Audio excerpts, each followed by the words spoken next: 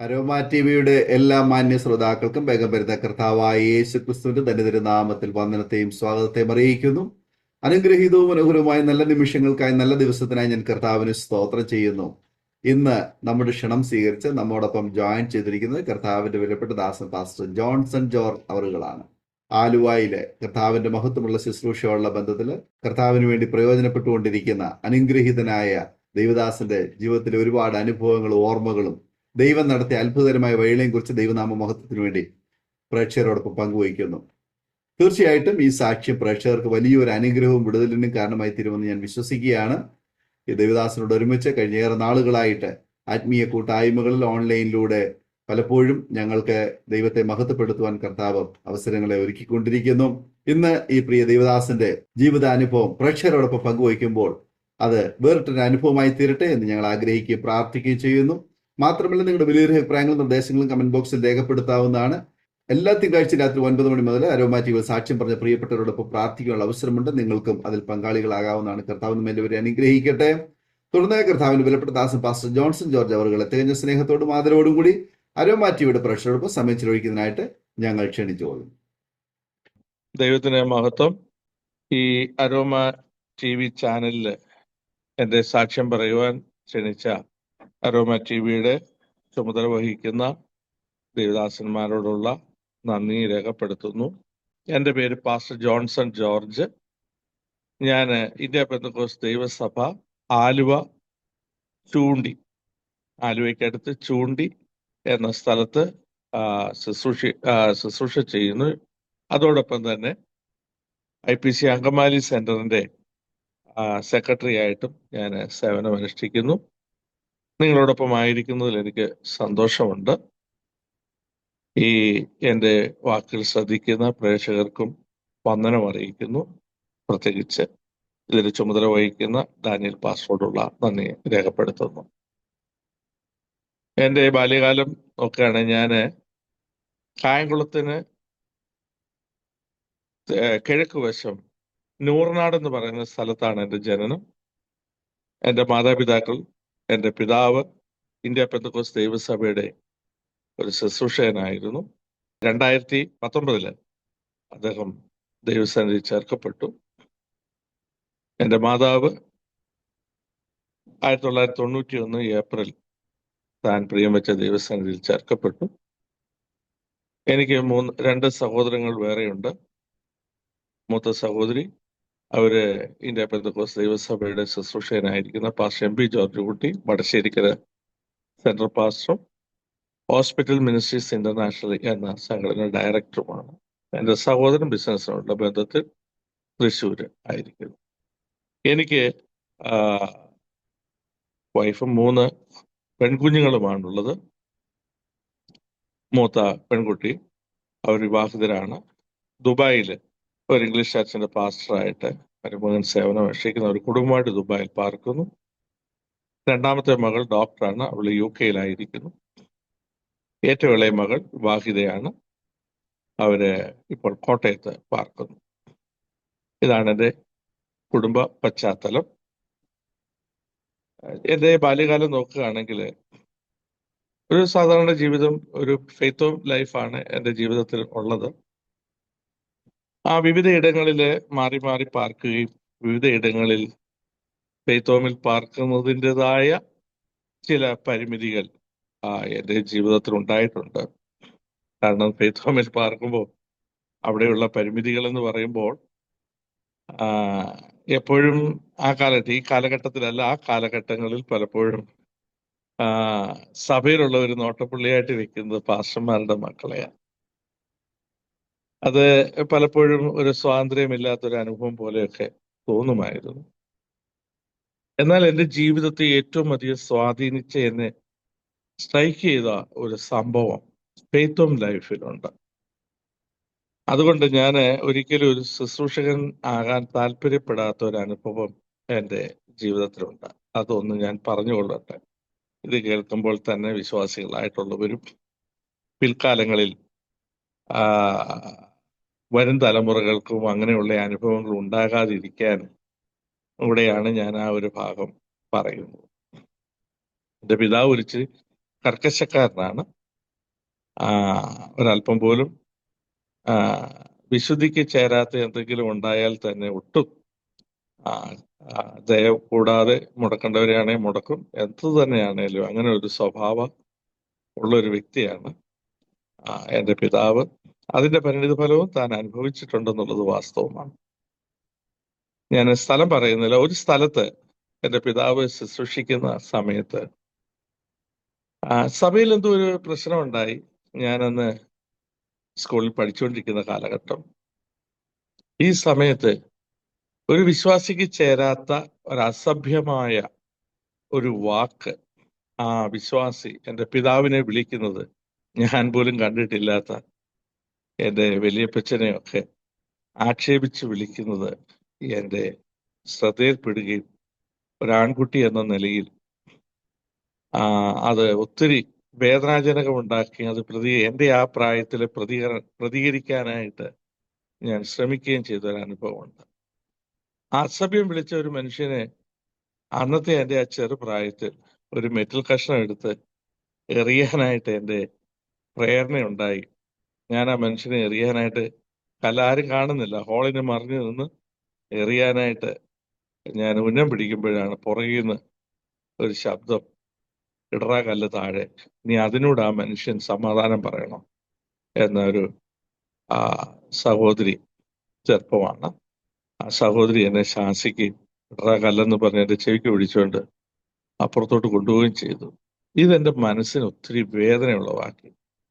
കാരണം എൻ്റെ പിതാവ് ഒരു ശുശ്രൂഷകനായതുകൊണ്ടാണല്ലോ ഈ ഇങ്ങനെയുള്ള അനുഭവങ്ങൾ ഉണ്ടാകുന്നത് എന്ന് ജീവിതത്തിൽ ശ്രദ്ധിക്കുക. ഇനി ഒരിക്കലും ഈ ഒരു ശുശ്രൂഷയ്ക്ക്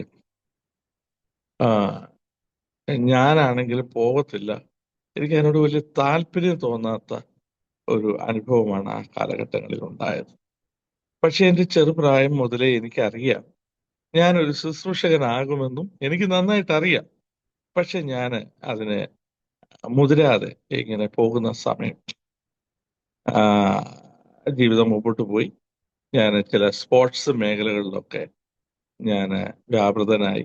അങ്ങനെ ഞാൻ ഒരു സ്ഥലത്ത് എൻ്റെ പിതാവ് ശുശ്രൂഷയിലായിരിക്കുമ്പോൾ, കേരളത്തിന് വെളിയിലാണ്, അവിടെ ഇന്ന് നിത്യതയിൽ വിശ്രമിക്കുന്ന വാഴൂരുള്ള ഒരു തങ്കമാമ ശുശ്രൂഷയുള്ള ബന്ധത്തിൽ അവിടെ വന്നു. അങ്ങനെ ഒരു ഭവനത്തിന്റെ മുകളിലുള്ളൊരു ഹോളിലാണ് ആ ദേശത്ത്, ബാംഗ്ലൂരിൽ, എനിക്ക് പറയുന്നത് കുഴപ്പമില്ല, ബാംഗ്ലൂർ വിവേക് നഗർ എന്ന് പറയുന്ന ആ സ്ഥലത്തെ ഒരു ഭവനത്തിന്റെ മുകളിൽ അവിടെ ഒരു പാപ്പച്ചാൻ ഉണ്ടായിരുന്നു. പാപ്പച്ചാന്റെ വീടിന്റെ മുകളിലാണ് ആരാധന നടക്കുന്നത്. അന്ന് അവിടെ ഹോള് പണിതിട്ടില്ല. അതിന് ശേഷമാണ് വിവേക് നഗർ IPC ചർച്ചിന്റെ പിതാവാണ് അവിടെ ഹോൾ പണിയുന്നത്. ഇപ്പോൾ ആ ചർച്ച് മാറി ഇപ്പൊ പുതിയൊരു ബിൽഡിംഗ് ഒക്കെ അവിടെ പണിതിട്ടുണ്ട്. അതിനു മുമ്പുള്ള ബിൽഡിംഗ് എൻ്റെ പിതാവാണ് അവിടെ പണിയുന്നത്. അപ്പൊ അവിടെ ഇങ്ങനെ ഞങ്ങൾ ഉപവാസ പ്രാർത്ഥന ഇരിക്കുന്ന കാലഘട്ടം, ഞാൻ സിവിലില് ജോലി ചെയ്തുകൊണ്ടിരിക്കുന്നു. എൻ്റെ മാതാവ്, പിതാവ് ഞങ്ങൾ ഒന്നിച്ചവിടെ ഉണ്ട്. ജ്യേഷ്ഠൻ സെപ്പറേറ്റ് ആയിട്ട് അവര് നാട്ടില്, പെങ്ങൾ വിവാഹിതരാണ്, അവര് നാട്ടില്. ഞങ്ങൾ മാത്രമേ, ഞാനും പിതാവും മാതാവും മാത്രമേ ഫെയ്ത്ത് തമ്മിലുള്ളൂ. ആ സമയത്താണ് അവിടെ ഉപവാസ പ്രാർത്ഥന നടക്കുന്നത്. അങ്ങനെ ഈ വഴിയിൽ നിന്നുള്ള അമ്മാമ്മ ഇവിടെ കടന്നു വന്നിട്ട് എല്ലാവരും ഇങ്ങനെ ഇരിക്കുമ്പോൾ ഫ്രണ്ടിൽ സഹോദരന്മാരും ബാക്കിൽ സഹോദരിമാരും ആയിരിക്കും. പെട്ടെന്ന് എന്നെ ഞോണ്ടി വിളിച്ചിട്ട് ആ യുവാവിനെ വിളിക്കൂ എന്ന് പറഞ്ഞ് വിളിച്ച് തിരിഞ്ഞു നോക്കുമ്പോൾ ആ പ്രിയ ആന്റി ഒരു ദൂത് എന്നോട് പറഞ്ഞു. ആ ദൂത്, അതിനു മുമ്പ് ഞാൻ വലുതായിട്ടൊന്നും അങ്ങനെയുള്ള ദൂതുകളൊന്നും എൻ്റെ ശ്രദ്ധയിൽപ്പെട്ടിട്ടുമില്ല, എന്നോട് പറഞ്ഞതായിട്ട് ഞാൻ ഓർക്കുന്നുമില്ല.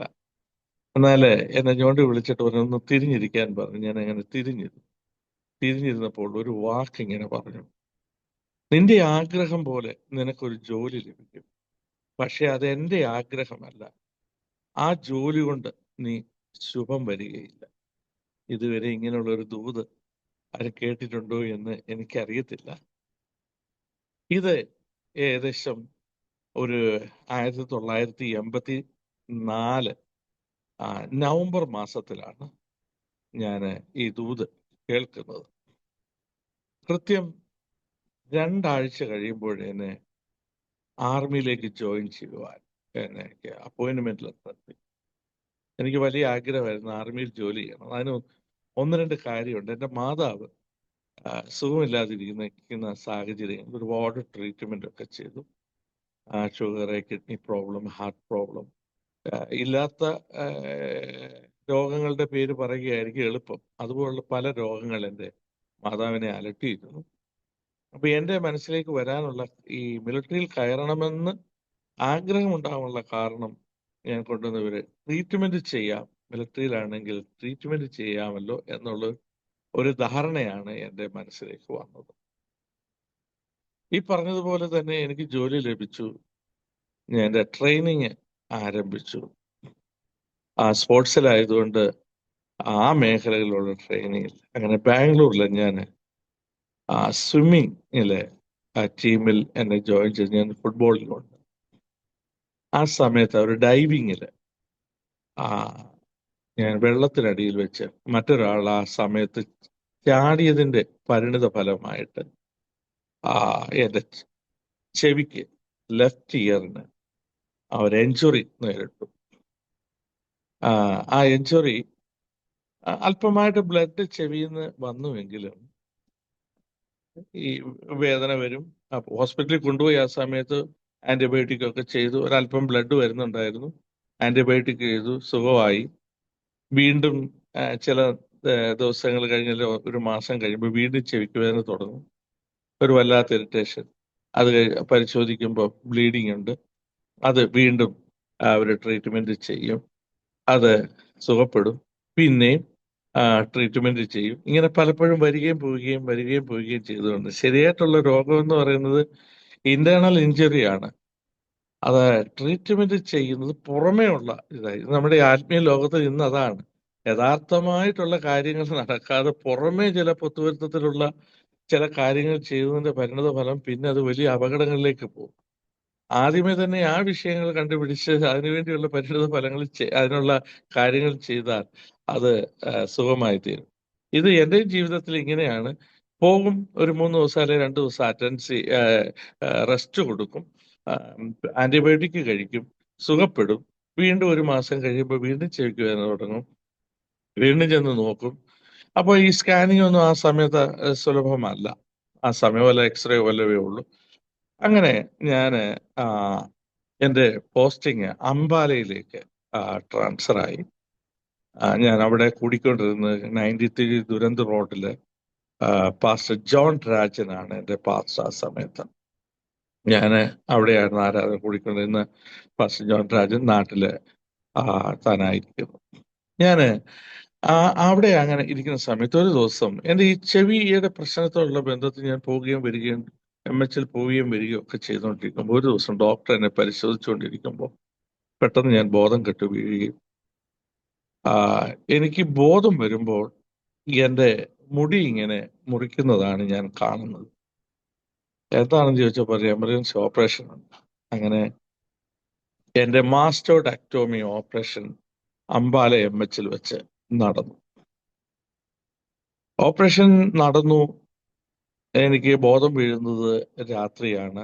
സർജറിക്ക് ശേഷം ഒന്ന് യൂറിൻ പാസ് ചെയ്യണമെന്ന് എനിക്ക് തോന്നി. ഞാൻ ബെഡിൽ കിടക്കുമ്പോൾ സർജിക്കൽ വാർഡില് നഴ്സസ് എല്ലാവരും ഉണ്ട്. ഞാൻ ഇങ്ങനെ കിടക്കുമ്പോൾ എനിക്ക് യൂറിൻ പാസ് ചെയ്യണം എന്നുള്ളൊരു ഇതിൽ ഞാൻ അവരോട് പറഞ്ഞു, എനിക്കൊന്ന് യൂറിൻ പാസ് ചെയ്യണം. അവർ യൂറിൻ ബോട്ടിൽ കൊണ്ടുവന്നു. ആ യൂറിൻ ബോട്ടിൽ എനിക്ക് യൂറിൻ പാസ് ചെയ്യാൻ പറ്റുന്നില്ല. ഞാൻ പയ്യെ ഒന്ന് എഴുന്നേറ്റ് ബെഡിൽ തന്നെ ഇരുന്നത് എനിക്കറിയാം. പെട്ടെന്ന് തല കറങ്ങുന്ന പോലെ തോന്നി. വോമിറ്റിംഗ് സ്റ്റാർട്ട് ചെയ്തു. കാരണം രാവിലെ ഓപ്പറേഷന് മുമ്പ് അല്പം തണുത്ത പാലാണ് ഞാൻ കുടിച്ചത്. വേറെ ഒന്നും ആഹാരം കഴിച്ചിട്ടില്ല. എമർജൻസി ഓപ്പറേഷൻ നടന്നു. വോമിറ്റിംഗ് ചെയ്തു. കുറെ വോമിറ്റായി. ആ സമയത്ത് എന്തോ എനിക്ക് സംഭവിക്കുന്ന പോലെ എനിക്ക് അറിയാം. പക്ഷേ ഞാന് രാവിലെ എൻ്റെ ഈ അവസ്ഥ എന്തോ കണ്ടും വെച്ച് പെട്ടെന്ന് ഈ ഓപ്പറേഷൻ ചെയ്ത ഡോക്ടർ രാവിലെ വന്നിട്ട് എൻ്റെ തല കെട്ടിയിരുന്ന കെട്ടുകൾ അഴിച്ചപ്പോഴാണ് എൻ്റെ ഭീകരാവസ്ഥ മനസ്സിലായത്. സർജറി ചെയ്തത് മുഴുവൻ സ്റ്റിച്ച് കംപ്ലീറ്റ് വോമിറ്റിങ്ങിൽ പൊട്ടി. കംപ്ലീറ്റ് പൊട്ടിയൊരു വല്ലാത്ത കണ്ടീഷനിൽ ആയിരിക്കും. ഉടൻ തന്നെ അവര് എൻ്റെ അസുഖത്തിന് ഒരു പേരിട്ട് ICS ഓയിൽ എന്നിട്ട് പേരിട്ട് എന്നെ ഡൽഹിയിലേക്ക് ട്രാൻസ്ഫർ ചെയ്യായിരുന്നു. നീണ്ട ദിവസങ്ങൾ ഞാൻ അവിടെ കിടന്നു. സുഖമായി. വീണ്ടും എൻ്റെ ആക്ച്വലി ന്യൂറോയിലേക്കാണ് എന്നെ ട്രാൻസ്ഫർ ചെയ്തത്. നാട്ടിൽ നിന്ന് ടെലഗ്രാം വന്ന ടെലഗ്രാമാണ്. ഡേഞ്ചറസ് ഇൻ ലിസ്റ്റ് എന്നും പറഞ്ഞ് ലിസ്റ്റിലാക്കി നാട്ടിലേക്ക് ടെലഗ്രാം ചെയ്തു. നാട്ടിൽ നിന്ന് ആൾക്കാർ വന്നു. അപ്പോൾ ആ അവസ്ഥയിലൂടെ പോകുന്ന സമയത്ത് എൻ്റെ ജ്യേഷ്ഠനെ വിളിച്ചിട്ട് അവിടെയുള്ള സ്റ്റാഫ് നേഴ്സസ് മലയാളികളുണ്ട്. മിലിറ്ററിയിൽ കൂടുതൽ മലയാളി നേഴ്സസാണ്. അവർ വിളിച്ചിട്ട് പറഞ്ഞൊരു കാര്യം ഇങ്ങനെയാണ്: നിങ്ങളുടെ സഹോദരനെ ഒരിക്കലും ഒരു കാരണവശാലും ഈ ഓപ്പറേഷൻ ചെയ്യാൻ അനുവദിക്കരുത്. കാരണം ഈ തലയോട്ടിയൊക്കെ ഇളക്കിയുള്ള ഓപ്പറേഷൻ ചെയ്ത് കഴിഞ്ഞാൽ ചിലപ്പോൾ മുഖം കൂടി പോകാം, ഒരു വല്ലാത്തൊക്കെ അവസ്ഥയിലായി പോകാൻ സാധ്യതയുണ്ട്. അതുകൊണ്ട് കഴിവതും ചെയ്യാതിരിക്കുക നല്ലത് എന്ന് പറഞ്ഞ് എൻ്റെ ജ്യേഷ്ഠനോട് പറഞ്ഞത് ഒക്കെ ഓർക്കുന്നു. എന്തായാലും ആ ഓപ്പറേഷൻ നടന്നില്ല. അവർ വീണ്ടും എന്നെ സുഖപ്പെടുത്തി. ഇങ്ങനെ മുറിവെല്ലാം കരിഞ്ഞെന്നെ വിടുകയായിരുന്നു. എന്നെ മെഡിക്കൽ കാറ്റഗറി ഡൗൺ ചെയ്ത് എന്നെ പറഞ്ഞു. പ്രിയ ദൈവമക്കളെ, ദൈവം ഒരാളെ കണ്ടിട്ടുണ്ടെങ്കിൽ ഏത് വിധേനയാണേലും മടക്കി കൊണ്ടുവരാൻ ദൈവം സ്നേഹിക്കുന്നത് കൊണ്ടാണ് മടക്കി കൊണ്ടുവരുന്നുള്ളൊരു ഉത്തമ ഉദാഹരണമാണ് ഞാൻ. ചില നാളുകൾ കഴിഞ്ഞപ്പോൾ എൻ്റെ യൂറിനിലൂടെ ബ്ലഡ് വരാൻ തുടങ്ങി.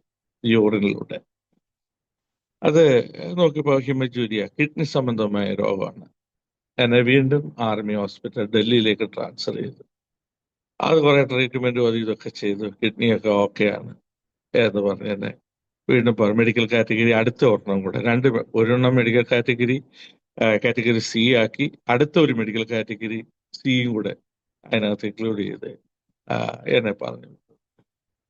വീണ്ടും മുമ്പോട്ട് പോയി. ഏകദേശം 1988 ആണ് എൻ്റെ വിവാഹം നടക്കുന്നത്.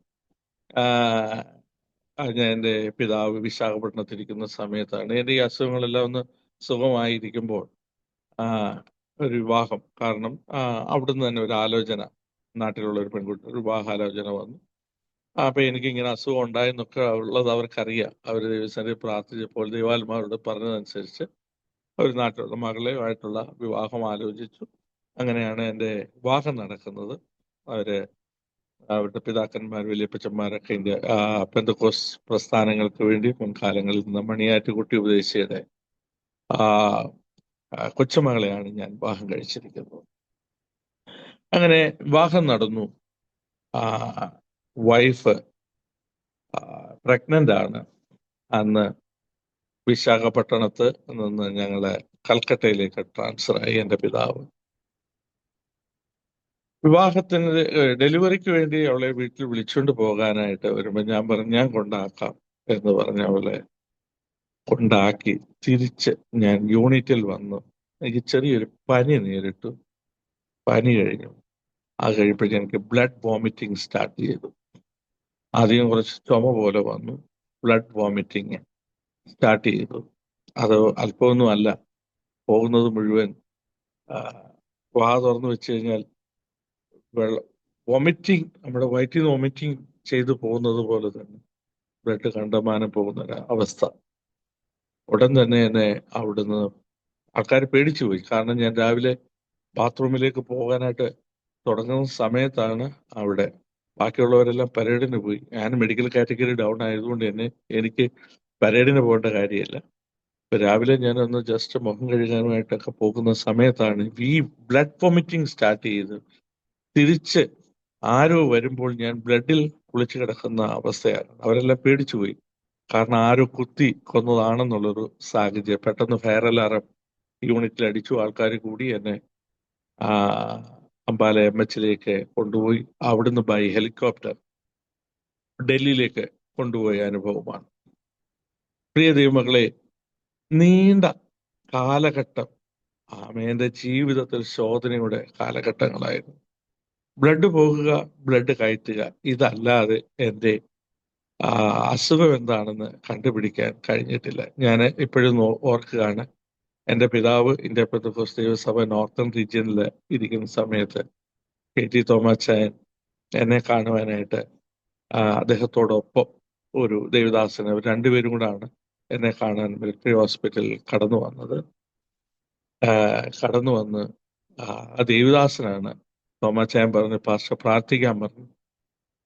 എനിക്ക് വേണ്ടി പ്രാർത്ഥിച്ചപ്പോൾ ഒരു വാചകം ഞാൻ ഇപ്പോഴും ഓർക്കുന്നത് ഇങ്ങനെ: എക്സ്റേ കണ്ണുകൾക്ക് മറിഞ്ഞിരിക്കുന്നത് മകനെ എൻ്റെ കണ്ണുകൾ കാണുന്നു, നിന്നെ വിളിച്ചിരിക്കുന്ന വിളിക്ക് നീ മനസ്സ് വെക്കുക എന്ന് പറഞ്ഞ് പ്രാർത്ഥിച്ചു പോയ അനുഭവങ്ങൾ. എന്നിട്ട് എന്നെ ഇങ്ങനെ തട്ടിയിട്ട് പറഞ്ഞു, ആ മോനെ, നിന്നെക്കുറിച്ച് ഇതൊന്നും അല്ല ആഗ്രഹിക്കുന്നു, അതുകൊണ്ട് ദൈവം വിളിച്ച വിളിയിലേക്ക് എത്തപ്പെടാൻ നീ മനസ്സ് വെക്കണം എന്ന് എന്നോട് പറഞ്ഞു.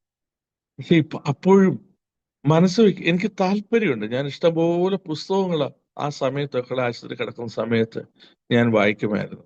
PG വർഗീസ് അങ്കിളിനൊക്കെ ഞാൻ പെട്ടെന്ന് ഫോൺ ചെയ്തിട്ട് അവരൊക്കെ എനിക്ക് ഇഷ്ടം പോലെ പുസ്തകങ്ങൾ കൊണ്ടു തന്നു. യോങ്കി ചോഴ, ഫോർത്ത് ഡയമെൻഷനൊക്കെ ഞങ്ങൾ വായിച്ച സമയങ്ങൾ, അവിടുന്ന് എനിക്ക് കിട്ടിയ അനുഭവങ്ങളൊക്കെ ഉണ്ട്.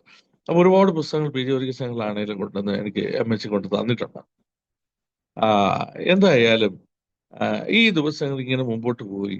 ഞാനൊരു ഒരു ഒരു വെള്ളക്ക എന്ന് പറഞ്ഞാൽ ചിലയിടങ്ങളിൽ ഇപ്പം നമ്മുടെ ഈ കരിക്കിന്റെയൊക്കെ ആദ്യത്തെ അനുഭവമാണ്. ചെറിയൊരു വെള്ളക്കയില് 2 ഈർക്കൽ കുത്തി വെച്ചാൽ എങ്ങനെ ഇരിക്കുമോ ആ ഒരു സ്ഥിതിയിലേക്ക് ഞാൻ മാറ്റപ്പെട്ടു. എന്നെ കണ്ടാൽ ആരും അറിയത്തില്ല.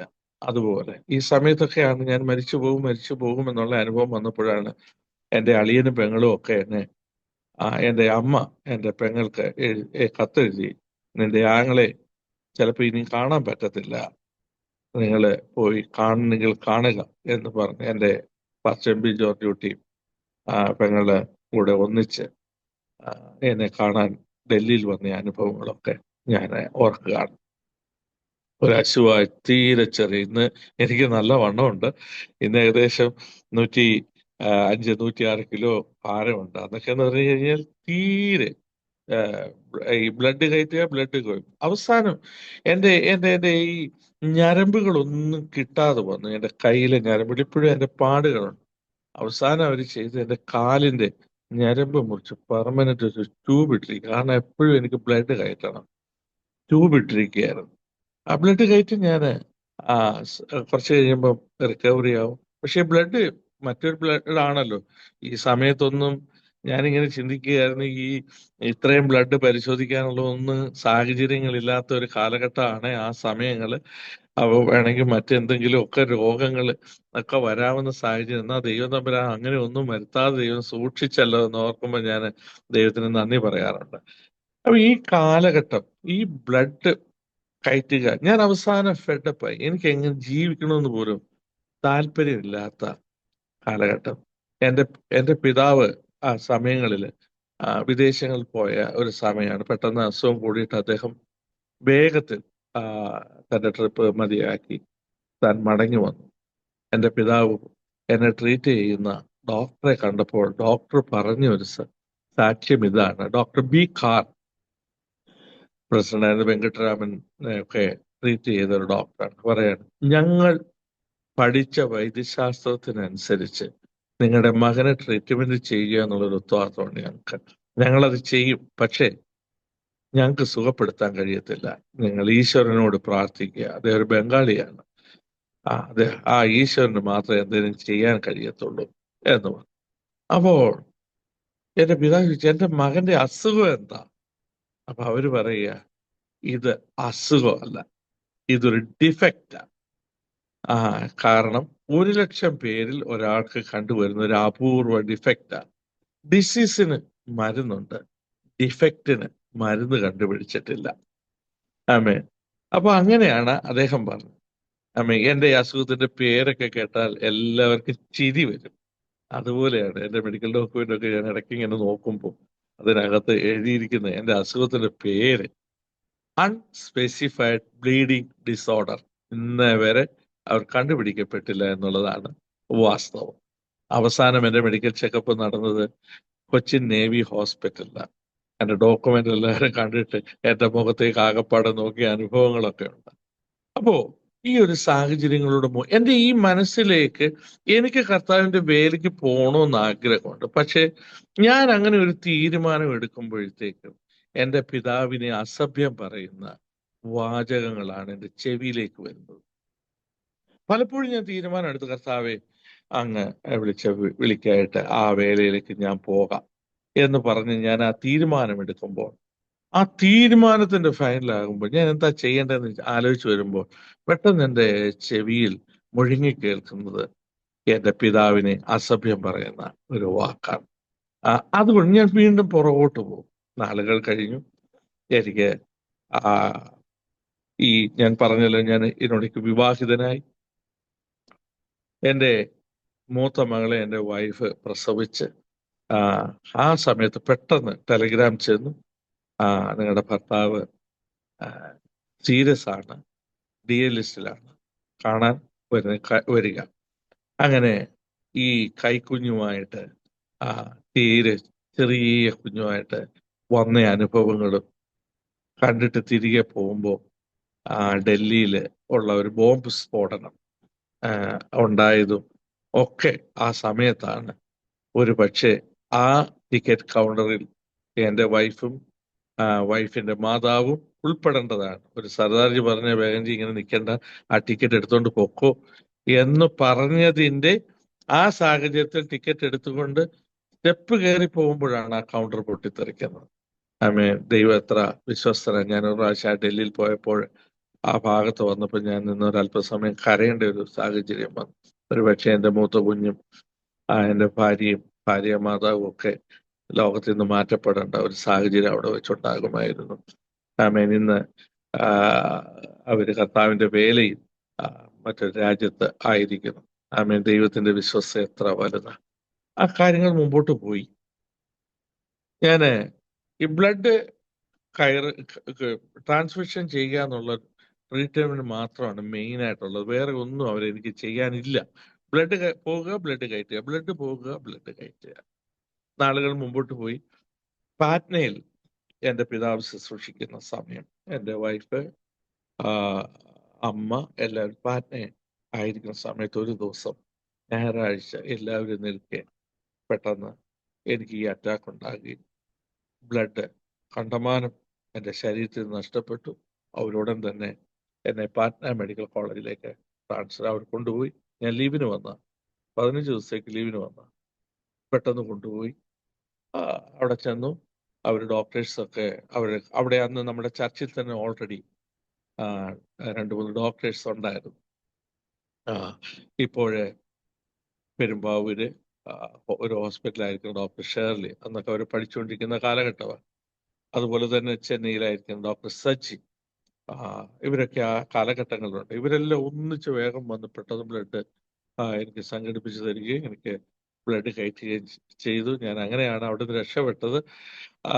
ഈ പിൽക്കാലങ്ങളിൽ ഈ ഡോക്ടേഴ്സൊക്കെ എന്നെ കാണുമ്പോൾ പെട്ടെന്ന് എന്നെ ഇങ്ങനെ കെട്ടിപ്പിടിച്ചിട്ട് പറയും, ജോൺസൺ നീ ഒരു അത്ഭുതമാണ്. ഒരു ബ്രദറിലെ ഒരു ഡോക്ടർ ഷേർലി പറയും, എൻ്റെ ജീവിതത്തിൽ ഞാൻ 2 ലിവിങ് മിറാക്കിളെ കണ്ടിട്ടുള്ളൂ. അതിലൊന്ന് നീയാ. ഒരു ബ്രദറൻ സഹോദരന്മാരെല്ലാം കൂടി ഇരിക്കുമ്പോൾ ഒരു ദിവസം എന്നെ അങ്ങോട്ട് കൊണ്ടുപോയിട്ട് പെരുമ്പാവൂർ ഞങ്ങളുടെ അടുത്താണ് കൊണ്ടുപോയിട്ട് പറയാം, ഇതൊരു അത്ഭുതമാണ് കേട്ടോ. എന്നിട്ട് എൻ്റെ സാക്ഷി അവരോട് പറയും. അപ്പൊ എന്നെ ചിരിപ്പിക്കുന്ന ഒരു സംഭവം ഉണ്ട്. ഈ പാറ്റയിൽ വെച്ച് എനിക്ക് ഈ ബ്ലീഡിങ് ഉണ്ടാകുമ്പോൾ പെട്ടെന്ന് ഞങ്ങളുടെ ഒരു ബാങ്ക് മാനേജർ തമ്പിയങ്കളുണ്ട്. തമ്പിയങ്കൾ ഇപ്പോഴും എറണാകുളത്ത് പാലാരിവട്ടത്ത് വളഞ്ഞമ്പല ചർച്ചിലെ മെമ്പറാണ്. ഈ ആന്റി ഇപ്പൊ മരിച്ചു, എല്ലാവരും മരിച്ചു എന്ന് വിചാരിച്ച് മാറി പകച്ചു നിൽക്കുമ്പോൾ ഈ ആന്റി വന്ന് പയ്യെ എൻ്റെ കയ്യിലൊന്ന് നോക്കി, ഇപ്പൊ ചെറുതായിട്ട് പൾസ് അടിക്കുന്ന പോലെയുണ്ട്. അപ്പൊ ഈ ഡോക്ടർ ഷേർലിയോട് പറഞ്ഞു, നീ എന്താണ് ഈ പകച്ചു നിൽക്കുന്നത്, വേഗം എന്തെങ്കിലും ചെയ്യുമെന്ന് പറഞ്ഞപ്പോ ഒരു മരുന്ന് പെട്ടെന്ന് ഒരാളുടെ കയ്യിൽ എഴുതി കൊടുത്തു. അത് ഡെക്സോണ എന്ന് പറയുന്ന ഒരു മരുന്നാണ്. അതൊരു പയ്യന്റെ കൂടെ അവിടെ ഇഷ്ടം പോലെ മെഡിക്കൽ ഷോപ്പുകളുണ്ട്. അപ്പോൾ എവിടെ ചെന്നാലും മരുന്ന് കിട്ടും. ഈ മനുഷ്യൻ നേരെ പോയിട്ട് ജനറൽ സ്റ്റോറിൽ പോയി വെച്ച് ഡെക്സോണ സോപ്പും മേടിച്ചും കൊണ്ട് വന്നു. അവർ ഡെക്സോണ എന്ന് പറഞ്ഞ് മരുന്ന് വേണ്ടി എനിക്ക് ഇഞ്ചെക്ട് ചെയ്യാനാണ്. അദ്ദേഹം പോയി എന്തിനാണെന്ന് അറിയത്തില്ല ഒരു സോപ്പ് മേടിച്ചോണ്ട് വന്ന ഒരു അനുഭവമൊക്കെ രസകരമായ സമയങ്ങളിലൊക്കെ അത് ഓർത്ത് ചിരിക്കാനൊക്കെ ഇട വന്നിട്ടുണ്ട്. പെട്ടെന്ന് ഈ ഡെക്സോൺ എന്നുള്ള ഇഞ്ചക്ഷൻ ചെയ്തിട്ട് എന്നെ പാറ്റ്നയിലേക്ക് ഹോസ്പിറ്റലിലേക്ക് മാറ്റുകയായിരുന്നു.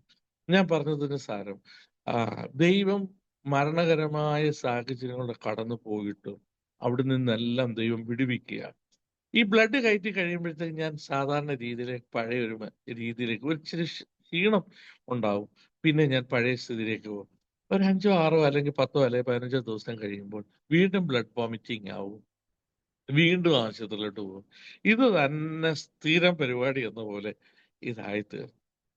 ഞാന് എന്റെ വൈഫ് പലപ്പോഴും പറഞ്ഞു, "അച്ഛാ, ദൈവത്തിന് എന്തോ പ്ലാൻ ഉണ്ട്. ആ പ്ലാനിലേക്ക് വരാൻ വേണ്ടിയായിരിക്കും. പ്രാർത്ഥിക്കുക." അപ്പൊ ഞാൻ അത് കഴിഞ്ഞപ്പോഴത്തേക്ക് അടുത്ത ഒരു പെൺകുട്ടിയും കൂടെ ആയി. അപ്പൊ 2 പെൺകുഞ്ഞുങ്ങളായി. അപ്പോഴത്തേക്ക് ജീവിതഭാരം കൂടുതലായി. ഇനി കുഞ്ഞുങ്ങളുടെ കാര്യങ്ങളൊക്കെ നോക്കണം. ആമേൻ. അങ്ങനെ ഇരിക്കുന്ന ആ അത് കഴിഞ്ഞപ്പോഴത്തേക്ക് മൂന്നാമത് ഇപ്പൊ ഈ കാലഘട്ടങ്ങളൊക്കെ കുറെ കഴിഞ്ഞ് ഞാൻ എവിടെ പോയാലും ചർച്ചുമായിട്ട് ബന്ധപ്പെട്ട് ഞാൻ മുമ്പോട്ട് പോകാറുള്ളൂ. ഫസ്റ്റ് ചർച്ച് എവിടെയുണ്ട്, ഞാൻ ഏതൊക്കെ സ്ഥലത്തൊക്കെ ഇരുന്നിട്ടുണ്ട് അവിടെ എല്ലാം ചർച്ചുമായിട്ട് ഞാൻ ബന്ധപ്പെടാതെ ഒരു ഞായറാഴ്ച പോലും ഞാൻ സഭായം മുടക്കാറില്ല. കഴിവതും എന്തെങ്കിലും രീതിയിൽ ഞാൻ സഭായകത്തിന് പോകും. അത് ഏത് സ്ഥലത്തിരുന്നാലും ഞാന് ആ, പട്ടാങ്കോട് പാസ്റ്റർ ജേക്കബ് ജോൺ പാസ്റ്ററുടെ ചർച്ചിൽ ആയിരിക്കുന്ന സമയത്ത് എന്നെ ഒത്തിരി സ്വാധീനിക്കുകയും എന്നെ ഒത്തിരി എൻകറേജ് ചെയ്ത ഒരു സ്ഥലമാണ് പട്ടാങ്കോട്. ആമേൻ. അതുപോലെ തന്നെ മറ്റു ദേവദാസന്മാരൊക്കെ എന്നെ ഒത്തിരി പ്രോത്സാഹിപ്പിച്ചിട്ടുണ്ട്. പട്ടാൻകോട് ഇരിക്കുന്ന സമയത്ത് പാസ്റ്റർ ജേക്കബ് ജോൺ പാസ്റ്റർ എന്നോട് പറഞ്ഞു, ഞാൻ അങ്ങനെ ഓറിസയിലേക്ക് പോകണം എന്നുള്ള തയ്യാറെടുപ്പിൽ ഇങ്ങനെ ഇരിക്കുമ്പോഴാണ് പാസ്റ്റർ ജേക്കബ് ജോൺ പാസ്റ്റർ പറഞ്ഞു, ജോൺസ, നാടാണ് എപ്പോഴും നല്ലത്. നിനക്ക് എന്തെങ്കിലും പ്രവർത്തനത്തോടുള്ള ബന്ധത്തിലാണെങ്കിൽ പോകുന്നതിന് കുഴപ്പമില്ല. പക്ഷെ നീ സ്ഥലവും വല്ലതും വാങ്ങുവാണെങ്കിൽ നീ നാട്ടിൽ തന്നെ വാങ്ങണം. എന്നെ ഒരു സ്വന്തം അനുജനെ പോലെ സ്നേഹിക്കുകയും കരുതുകയും ഒക്കെ ചെയ്ത ദേവദാസനാണ് പാസ്റ്റർ ജേക്കബ് ജോൺ. അതുപോലെ തന്നെ അവിടെയുള്ള പാസ്റ്റർ CD സാമുവേൽ അവരുകൾ, അതുപോലെ തന്നെ പാസ്റ്റർ ഉമ്മൻമത്തായി പാസ്റ്റർ അഹമ്മദാബാദ്, ഇവരൊക്കെ എന്നെ കൈപിടിച്ച് ഉയർത്തുന്നതിൽ ഒത്തിരി ഒത്തിരി ഒത്തിരി എന്നെ സഹായിച്ചിട്ടുണ്ട് എന്ന് പറയുന്നതിൽ എനിക്ക് നന്ദിയുണ്ട്. ആമേൻ. സ്തോത്രം. അപ്പൊ ഇങ്ങനെ ഈ കാലഘട്ടം മുമ്പോട്ട് പോകുന്ന സമയത്ത് ഞാന് ജോലി റിസൈൻ ചെയ്യാനായിട്ട് ഒരു ആഗ്രഹം എൻ്റെ ഉള്ളിലേക്ക് വന്നു. ഞാൻ വൈഫുമായിട്ട് സംസാരിച്ചു ഒരു ദിവസം. ഞാൻ എൻ്റെ വൈഫ് അപ്പോഴത്തേക്ക് 3 പെൺകുഞ്ഞുങ്ങളായെന്ന് ഓർത്തോണം.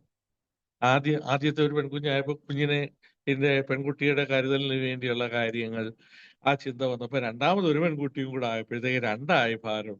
അപ്പൊ അവരെ കരുതാനുള്ള കരുതല്. അപ്പോഴത്തേക്ക് മൂന്നാമത്തെ ഒരു പെൺകുട്ടിയും കൂടെ, അങ്ങനെ 3 പെൺകുഞ്ഞുങ്ങള് ഞങ്ങളുടെ ജീവിതത്തിൽ വന്നു.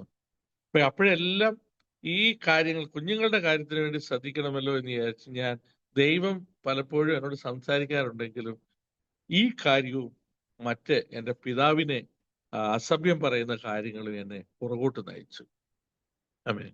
അങ്ങനെ ഇരിക്കുമ്പോഴാണ് ഒരു ദിവസം ഞാൻ ദൈവസന്നിധി പ്രാർത്ഥിച്ചു. എന്താ ഞാൻ ചെയ്യേണ്ടത്? ആകപ്പാടെ വലിയ പ്രശ്നമായി. ഞാൻ പ്രാർത്ഥിച്ച് എന്നിട്ട് ഞാൻ എൻ്റെ വൈഫിന് ഫോൺ ചെയ്ത് ഞാനൊരു കാര്യം പറയാൻ പോവാ, ഞാൻ ജോലി റിസൈൻ ചെയ്യാ. അവര് പറഞ്ഞു, ഞാൻ വിചാരിച്ചു എന്തെങ്കിലും ആ കുറ്റമായിട്ട് അത് പറ്റത്തില്ല എന്ന് വല്ലതും എൻ്റെ ഭാര്യ പറയും എന്നാണ് ഞാൻ ആദ്യം ധരിച്ചത്. അപ്പൊ അതിനുവേണ്ടിയുള്ള വാക്കുകളൊക്കെ കരുതിയാണ് ഞാൻ ഫോൺ ചെയ്തത്. പെട്ടെന്ന് ഒരു 2 മിനിറ്റ് എൻ്റെ ഭാര്യ സഹോദരി നിശബ്ദമായിരുന്നിട്ട് പറഞ്ഞു, ഈ ഒരു കാര്യത്തിന് വേണ്ടി ഞാൻ കഴിഞ്ഞ 7 ദിവസമായിട്ട് ഉപവാസത്തിലും പ്രാർത്ഥനയിലായിട്ട് ഞാൻ പറയത്തില്ല, ദൈവാത്മാവ് അച്ഛനോട് പറയാൻ വേണ്ടി സംസാരിക്കാൻ വേണ്ടി ഞാൻ ദൈവസന്നിധി പ്രാർത്ഥിക്കുകയായിരുന്നു എന്ന് പറഞ്ഞു. ഓക്കെ, ഞാൻ ഉടൻ തന്നെ റിസൈനിന് വേണ്ടിയുള്ള ലെറ്ററൊക്കെ തയ്യാറാക്കി ഞാൻ ഫോർവേഡ് ചെയ്തു. എന്നെ CO വിളിച്ചു, കാര്യങ്ങൾ തിരക്കി. എന്തിനാണ് നീ പോകുന്നത് എന്ന് ചോദിച്ചു. ഞാൻ പറഞ്ഞു, ഞാൻ മെഡിക്കൽ കാറ്റഗറി ഡൗൺ ആണ്. എനിക്ക് അപ്പൊ ഞാൻ മെഡിക്കൽ കാറ്റഗറി 3 കേസിൽ കാറ്റഗറി C, അത് മിലിറ്ററിയിലുള്ളവർക്കറിയാം, സിയും 4മത്തെ കേസിൽ കാറ്റഗറി Bയും, അങ്ങനെ നല്ല ഒരു പദം എന്ന രീതി 4 കാറ്റഗറിയാണ് എനിക്ക് എന്നെ ഡൗൺ ചെയ്തിരിക്കുന്നത്. എനിക്കിനി ഒരു പ്രൊമോഷനോ അങ്ങനെയുള്ള കാര്യങ്ങളോ ഒന്നുമില്ല. ഫുൾ റെസ്റ്റ് ആണ്. ഇങ്ങനെ ഒരു അത്ഭുത മനുഷ്യനുണ്ടോ എന്ന് പോലും അവർക്ക്, ഇതെല്ലാം ഓരോ രോഗങ്ങളുടെ പേരൊക്കെ എഴുതിയാണ് ഇതിനെല്ലാം ഓരോ ടൈമിലാണ് മെഡിക്കൽ കാറ്റഗറി ഡൗൺ ചെയ്തിരിക്കുന്നത്. അപ്പോ എന്നെ സിഒ വിളിച്ച് ചോദിച്ചു. ഞാൻ പറയുന്നത് എന്നതാണ് കാര്യം എന്ന് പറഞ്ഞു. ഓക്കെ, എന്റെ കേസ് ഫോർവേഡ് ചെയ്ത് എനിക്കൊന്നും കിട്ടൂല, ഒരു പൈസ പോലും കിട്ടൂല. 14 വർഷമായി. എന്റെ ബോണ്ട് 19 19 വർഷം ഞാൻ സർവീസ് ചെയ്തെങ്കിൽ എന്തെങ്കിലും ഇച്ചിരി കിട്ടുള്ളൂ. പക്ഷേ ആ, അതുകൊണ്ട് ഇവര് എന്റെ ലെറ്റർ ഫോർവേഡ് ചെയ്തു. ഇത് ബാംഗ്ലൂരാണ് ഞങ്ങളുടെ റെക്കോർഡ് ഓഫീസ്. അവിടെ ചെന്ന് കഴിഞ്ഞപ്പോഴത്തേക്ക് റെക്കോർഡ് ഓഫീസർ ഒരു വലിയൊരു ഡിഒ ലെറ്റർ ഞങ്ങളുടെ സിഒയ്ക്ക് എഴുതുകയാണ്. അദ്ദേഹം എഴുതിയ വാക്കുകൾ ഇതാണ്: ഇൻഡിവിജ്വൽ സ്പോർട്സ്മാനാണ്, അദ്ദേഹത്തിന് ഇഞ്ചുറി ഉണ്ടായിട്ടുണ്ട്, ഇദ്ദേഹത്തിന് ഇന്ന ഇന്ന രോഗങ്ങളുണ്ട്. അടുത്തത്, ഇദ്ദേഹത്തിന് 3 പെൺകുട്ടികളാണ്. അതാണ് എന്നെ ചിന്തിപ്പിച്ചത്. ഇദ്ദേഹത്തിന് 3 പെൺകുട്ടികളാണ്. ഇൻഡിവിജ്വലിനെ ഇപ്പോൾ വിട്ടുകഴിഞ്ഞാൽ അവരുടെ കെയറിങ്, അവരുടെ പഠിത്തം ഇതിനെല്ലാം ബാധിക്കും. അതുകൊണ്ട് ഇൻഡിവിജ്വലിനെ അഡ്വൈസ് ചെയ്യുക, ആ, ആ, അദ്ദേഹം പിന്നെ എക്സ് സർവീസുമാനാണുള്ള യോഗ്യത വരെയെങ്കിലും അവിടെ നിൽക്കട്ടെ എന്ന് പറഞ്ഞ് കർശനമായിട്ട് ഒരു ഡിഒ ലെറ്റർ ഞങ്ങളുടെ സിഒയ്ക്ക് എഴുതുകയും സിഒ എന്നെ വിളിച്ച് കർശനമായി താക്കീത് ചെയ്തിട്ട് പറഞ്ഞു, നീ ഒന്നും ചെയ്യണ്ട, നിനക്കൊരു സ്പെഷ്യൽ റൂം തരാം, നിനക്ക് ചൂടൊന്നും ഏക്കാത്ത രീതി ഒരു കൂളറൊക്കെ വെച്ചിരിക്കുന്ന റൂമുണ്ട്, അവിടെ നീ ഇത് ചെയ്യുക, എന്തെങ്കിലും നിന്നെ കൊണ്ട് ടൈപ്പ് ചെയ്യാനോ എല്ലാം പറ്റുമെങ്കിൽ ചെയ്ത് മറ്റുള്ളവരെ ഹെൽപ്പ് ചെയ്യാന്ന് പറഞ്ഞിട്ട് എനിക്ക് സ്പെഷ്യൽ ഒരു റൂം തന്ന് ഞാൻ അവിടെ ഞാൻ ഒരുപാട് അന്ന് ആ സമയങ്ങളിൽ ഒരുപാട് പുസ്തകങ്ങളും ബൈബിളും ഒക്കെ വായിക്കാനൊക്കെ ഒരുപാട് സമയം എനിക്ക് കിട്ടി. ആ സമയങ്ങളൊക്കെ ഞാനിതെല്ലാം വായിച്ച് ഇങ്ങനെ ഇരിക്കുമ്പോൾ ചില നാളുകൾ മുമ്പോട്ട് പോയി. ഞാൻ പറഞ്ഞു, കർത്താവേ, ഞാൻ അങ്ങ് പറഞ്ഞതെല്ലാം ഞാൻ ചെയ്തു. ഞാൻ പിന്നെ ഡിസ്ചാർജിന് വേണ്ടിയുള്ള ലെറ്റർ കൊടുത്തു, അപേക്ഷ കൊടുത്തു. ഇനി അങ്ങയുടെ ഇഷ്ടമാണ്, എനിക്കൊന്നും പറയാനില്ല, ഞാൻ ചെയ്യേണ്ടതെല്ലാം ചെയ്തു എന്ന് പറഞ്ഞ് ഇങ്ങനെ ഇരിക്കുമ്പോൾ ഞാൻ ഒരു ദിവസത്തേക്ക് പെട്ടെന്ന് തന്നെ എൻ്റെ കമ്പനി കമാൻഡർ വിളിച്ചിട്ട് പറഞ്ഞ്, റെഡി ആയിക്കോ, 10 ദിവസത്തിനുള്ളിൽ നീ റെക്കോർഡിൽ എത്തണം, you are discharge from service. ഞെട്ടിപ്പോയി. ഓർക്കപ്പുറത്തായിരുന്നു എനിക്ക്. 10 ദിവസത്തിനുള്ളിൽ എന്നെ സർവീസിൽ നിന്ന് പറഞ്ഞു വിടുക. അങ്ങനെ ഞാൻ പെട്ടെന്ന് വൈഫിന് പിന്നെ ടെലിഗ്രാം അടിച്ചു, ടിക്കറ്റ് ബുക്ക് ചെയ്തോ, ബാംഗ്ലൂരിൽ വരണം, ഇനി നമുക്ക് ബാംഗ്ലൂർ വരാൻ പറ്റുമെന്ന് തോന്നുന്നില്ല, ഞാൻ സർവീസിൽ നിന്ന് ഡിസ്ചാർജ് ആകാണ് എന്നൊക്കെ പറഞ്ഞ് ഞാൻ കത്തയച്ചു. അങ്ങനെ 10 ദിവസത്തിനുള്ളിൽ തന്നെ എനിക്ക് ബാംഗ്ലൂരിലേക്ക് ഞാൻ പോകേണ്ടി. മറ്റേന്ന് പറഞ്ഞു കഴിഞ്ഞാൽ 29 ദിവസം റെക്കോർഡിൽ നിൽക്കേണ്ട ഞാൻ 10 ദിവസത്തിൽ തന്നെ നിന്നില്ല. അതിനുള്ളിൽ തന്നെ എൻ്റെ ഡോക്യുമെന്റ്, പക്ഷെ അതിനു മുമ്പ് തന്നെ ഞാൻ ചെയ്യേണ്ട ഡോക്യുമെന്റ് എന്തൊക്കെ വേണമെന്നുള്ളതൊക്കെ ഞാൻ നേരത്തെ തന്നെ വൈഫിന്റെ സൈനും അവരുടെ സൈനും ഡീറ്റെയിൽ എല്ലാം ഞാൻ ഫോം കയ്യിൽ നേരത്തെ തന്നെ തയ്യാറാക്കി കൊണ്ടുവന്നത് കൊണ്ട് എനിക്ക് പോകുന്നതിന് മറ്റു ബുദ്ധിമുട്ടൊന്നും ഉണ്ടല്ലോ. മറ്റു പലർക്കൊക്കെ ആണെങ്കിൽ പോലും അതൊക്കെ വലിയ ബുദ്ധിമുട്ടാണ്. ഇതെല്ലാം എനിക്ക് അറിയാവുന്നത് കൊണ്ട് ഏതെങ്കിലും, അല്ലെങ്കിൽ 1 വർഷം അല്ലെങ്കിൽ 2 വർഷം എന്തെങ്കിലും ഞാൻ പോയേ പറ്റൂ. എല്ലാം റെഡിയാക്കി ഞാൻ കൊണ്ടുവന്ന് വെച്ചത് കൊണ്ട് പെട്ടെന്ന് എൻ്റെ ഡോക്യുമെന്റേഷൻ എല്ലാം കഴിഞ്ഞു. ഞാൻ ബാംഗ്ലൂരിൽ വന്നു, കാലുകുത്തി. ആ സമയത്താണ് ബാംഗ്ലൂർ എല്ലാം ഒന്ന് കാണാൻ, ഭാര്യയും കുഞ്ഞുങ്ങളെയും എല്ലാം ബാംഗ്ലൂർ എല്ലാം ഒന്ന് കാണിക്കാൻ. കാരണം പണ്ട് ഞാൻ ബാംഗ്ലൂരിൽ നിന്നും എൻ്റെ പിതാവ് ബാംഗ്ലൂർ ഉണ്ടായിരുന്നു. അപ്പൊ ആ ദേശം എല്ലാം ഒന്ന് കാണിച്ച് കുഞ്ഞുങ്ങളെ എല്ലാം കാണിച്ചിട്ട് കൊണ്ടുപോകാന്ന് വിചാരിച്ച് തയ്യാറായിരിക്കുമ്പോഴാണ് സിനിമാ നടൻ രാജകുമാറിനെ വീരപ്പൻ തട്ടിക്കൊണ്ട് പോകുന്നതും. അതുകൊണ്ട് വീട്ടിന് വെളിയിൽ ഇറങ്ങാൻ വയ്യാത്ത സാഹചര്യമായപ്പോ എങ്ങും കണ്ടില്ല. എന്റെ റെക്കോർഡെല്ലാം റെഡിയാക്കി ഞാനും ഭാര്യയും കുഞ്ഞുങ്ങളുമായിട്ട് തിരിച്ച് ഞങ്ങൾ ഇനി പോരുക. ഇനി ഒരിക്കലും ബാംഗ്ലൂരിൽ വരാൻ കഴിയത്തില്ല എന്നുള്ളൊരു ചിന്തയിലാണ് ഞാൻ പോരുന്നത്. എന്റെ പെൻഷൻ 1360 രൂപ പെൻഷനോടുകൂടി, കാരണം ഒരു എക്സ് സർവീസുമാൻ എന്നൊരു പദവിയോട് കൂടിയാണ് അവരെന്നെ എന്നെ വിട്ടത്. പ്രിയ ദൈവമക്കളെ, ഞാൻ പറയട്ടെ, ദൈവത്തിന്റെ കരുതലുകളും വിചാരങ്ങളും നമ്മൾ വിചാരിക്കുന്നത് പോലെയല്ല. ദൈവത്തിന് പ്ലാൻ ഉണ്ട്, ദൈവത്തിന് കരുതലുണ്ട്. അങ്ങനെ ഞാനിവിടെ നാട്ടിൽ വന്നു. നാട്ടിൽ വന്നിട്ട് ഞാൻ ബൈബിൾ കോളേജിൽ ചേർന്നു. ഞാനും വൈഫും ഒന്നിച്ചാണ് ഡൂലോസ് തിയോളജി കോളേജിൽ ആലുവയിൽ പഠിച്ചത്. ഞങ്ങൾ ഒന്നിച്ച് പഠിച്ചു. ഞങ്ങള് അല്പം പൈസ കിട്ടിയതുകൊണ്ട് ഒരു സ്ഥലം വാങ്ങി അവിടെ ദൈവം അത്ഭുതകരമായിട്ട് ചെറിയൊരു ഭവനമൊക്കെ തന്നു. ഞങ്ങൾ അവിടെ 4 മുസ്ലിം പള്ളിയിൽ 5 മുസ്ലിം പള്ളിയും ഒരു അറബി കോളേജ്, നമ്മുടെ സെമിനാരി പോലുള്ള ബൈബിൾ കോളേജ് പോലുള്ള അറബി കോളേജിന്റെ നടുക്കാണ് ഞങ്ങൾ സ്ഥിതി ചെയ്യുന്നത്. അങ്ങനെ ഒരു ക്രിസ്ത്യാനികളൊന്നും വന്ന് ആ സമയത്ത് ഇവിടെ പാർക്കുന്നില്ല. അപ്പൊ അങ്ങനെയാണ് ഞങ്ങൾ ഇപ്പോൾ ഇവിടെ പാർക്കുന്ന ഈ സ്ഥലം എന്ന് പറയുന്നത്. അപ്പോൾ ഞാൻ ഈ പോന്നു. ഞാന് ദൈവത്തോട് പറഞ്ഞു, ഞാന് കർത്താവെ, ഓരോ മാസത്തിന്റെയും 30-ാം തീയതി എന്നൊരു ദിവസം ഉണ്ടെങ്കിൽ പട്ടാളക്കാരന് ശമ്പളം കിട്ടിയിരിക്കും, അവൻ ഒന്നിനും ഒരു കുറവ് ആ ഭാഗത്ത് വരത്തില്ല. അങ്ങനെയെങ്കിൽ എന്റെ ഒരു ആവശ്യങ്ങൾക്ക് മുടക്കം വരുത്താൻ അവിടുന്ന് സമ്മതിക്കരുത്. കാരണം എന്റെ ആവശ്യമല്ല, അനേകർ കടന്നു വരും. ആ സമയത്ത് അവരുടെ മുമ്പിൽ ഞാൻ പാത്രമായി തീരാൻ ഇടവരുത്തരുതെന്ന് ഞാൻ ദൈവത്തോട് പ്രാർത്ഥിച്ചു. പ്രിയ ദൈവമക്കളെ, ഞാൻ 3 പെൺകുഞ്ഞുങ്ങൾ ആണല്ലോ എനിക്കുള്ളതെന്നൊക്കെ പറഞ്ഞു പലരും പറയുമായിരുന്നു, ഈ കുഞ്ഞുങ്ങളെയൊക്കെ എങ്ങനെ വിവാഹം കഴിപ്പിച്ചയക്കുമെന്നൊക്കെ ഉള്ള ചോദ്യങ്ങളൊക്കെ വന്നിട്ടുണ്ടായിരുന്നു. ആമേൻ. ഇഷ്ടം പോലെ. ഈ സമയത്ത് എന്നെ കുവൈറ്റിൽ കൊണ്ടുപോകാനായിട്ട് അളിയൻ പ്ലാൻ ചെയ്യുന്നു. പക്ഷേ ഞാൻ പോകാഞ്ഞത് കൊണ്ട് ഭാര്യ വീട്ടുകാരെ ഭയങ്കരമായിട്ട് പ്രശ്നം ഉണ്ടാക്കുന്നു. എന്റെ വൈഫിന്റെ വീട്ടുകാരൊക്കെ ഒരുപാട് പേര് യു എസിലുണ്ട്. എന്റെ കുടുംബങ്ങളൊക്കെ യു എസിലുണ്ട്. 2008 ഞാൻ യു എസിൽ ചെന്ന് കഴിഞ്ഞപ്പോൾ എന്നെ അവിടെ നിർത്താനായിട്ട് അവർ പ്ലാൻ ചെയ്ത അനുഭവങ്ങളുണ്ട്. പക്ഷെ ഞാൻ അതിൽ നിന്നല്ല, ഞാൻ ഇനി പോരുകയായിരുന്നു. അപ്പൊ ഇങ്ങനെയൊക്കെയുള്ള അനുഭവങ്ങൾ ആ സമയത്ത് ഉണ്ടായിട്ടുണ്ട്. അപ്പൊ ഞാൻ പറഞ്ഞത് സാരം, ഈ രോഗാവസ്ഥയിൽ ബ്ലഡ് കയറ്റേണ്ട സ്ഥാനങ്ങള് എപ്പോഴും ഹോസ്പിറ്റൽ ഹോസ്പിറ്റൽ ഹോസ്പിറ്റൽ എന്ന് പറഞ്ഞിരുന്ന സ്ഥാനത്ത് ഞാൻ ജോലി റിസൈൻ ചെയ്തു. പ്രിയ മകളെ, അതിനുശേഷം ഞാൻ ഒരു ദിവസം പോലും ആശുപത്രി കിടക്കാൻ ദൈവം എനിക്ക് അനുവദിച്ചിട്ടില്ല. ഇന്നേ വരെ എനിക്ക് ബ്ലഡ് ട്രാൻസ്ഫ്യൂഷൻ ചെയ്തിട്ടില്ല. ഫൈനൽ നേവി ഹോസ്പിറ്റൽ കൊച്ചിയിൽ അവരെനിക്ക് ഫൈനൽ റിപ്പോർട്ട് തന്നു. ആമേൻ, സ്തോത്രം. ഇന്നേ വരെ ദൈവം ആരോഗ്യത്തോടെ ദൈവം സൂക്ഷിച്ചിരിക്കുന്നു. മുമ്പ് കണ്ട പലരും എന്നെ അത്ഭുതത്തോടെ ആമേൻ വീക്ഷിക്കും. ഒരു ദിവസം ഞാൻ എയർഫോഴ്സിലുണ്ടായിരുന്ന ഒരു അച്ഛനെ നമ്പർ കിട്ടിയിട്ട് വിളിച്ചിട്ട് ഞാൻ പറഞ്ഞു, അച്ഛാ, എന്നെ ഓർമ്മയുണ്ട്, എന്റെ പേര് ജോൺസണാ, ഞാൻ അംബാലയിൽ ഉണ്ടായിരുന്ന ജോൺസണാ. അപ്പൊ അദ്ദേഹം പറഞ്ഞു, അംബാലയിൽ ഉണ്ടായിരുന്ന ജോൺസണോ? അതെ. ആർമിയിൽ ഉണ്ടായിരുന്ന ജോൺസണാ? അതെ. അദ്ദേഹം അല്പസമയം മിണ്ടാതിരുന്നിട്ട് ചോദിച്ച അസുഖമൊക്കെ വന്ന ജോൺസണാണ്? ഞാൻ പറഞ്ഞു, അതെ. താൻ ഇതുവരെ ചത്തില്ലയോടോ എന്ന് ഒരു പദം എന്നോട് അദ്ദേഹം ചോദിച്ചു. അദ്ദേഹം ഇപ്പൊ ഓസ്ട്രേലിയയിലാണ്. ഞാൻ പറഞ്ഞു, അച്ഛാ, ഞാൻ ഇപ്പോഴും ജീവനോടുണ്ട്. ഒരല്പസമയം കഴിഞ്ഞപ്പോ ഒരു ഏങ്ങലടിയൊക്കെ ഞാൻ അതിൽ ഫോണിൽ കൂടെ കേട്ടു. എന്നിട്ട് പറയാ, ജോൺസൺ, ഞാൻ ഈ സമയം വരെയും ധരിച്ചിരുന്നത് നിങ്ങൾ മരിച്ചുപോയി എന്നാ. എനിക്ക് ഇപ്പോഴും വിശ്വസിക്കാൻ കഴിയുന്നില്ല. എന്നിട്ട് വീഡിയോ കോളിലൊക്കെ ഒന്ന് എന്നെ കണ്ടിട്ട് ഒരല്പസമയം പുള്ളിക്കാരൻ കരയുന്ന ഒരു അനുഭവം ഉണ്ടായി. എന്നിട്ട് അദ്ദേഹത്തോടൊപ്പം ഉണ്ടായിരുന്ന പലരെയും ഫോൺ ചെയ്തിട്ട് ഞാനുമായിട്ട് കോണ്ടാക്ട് ചെയ്തു. ഞാൻ പറഞ്ഞത് സാരം, ലോകത്തിന്റെ മുമ്പിൽ ഞാൻ എന്നേ മരണപ്പെട്ടു, പക്ഷേ ദൈവം ഇന്നും നിർത്തി. ഞാൻ ഈ കർത്താവിന്റെ വേലയ്ക്ക് വേണ്ടി ഇറങ്ങി, പഠിച്ചു. ആമേ, ഈ മുസ്ലിങ്ങളുടെ ഇടയിൽ ഒരു പ്രവർത്തനം ആരംഭിച്ചു. കൃപയാൽ ഒരു നല്ലൊരു കൂട്ടത്തെ ദൈവം എനിക്ക് തന്നു.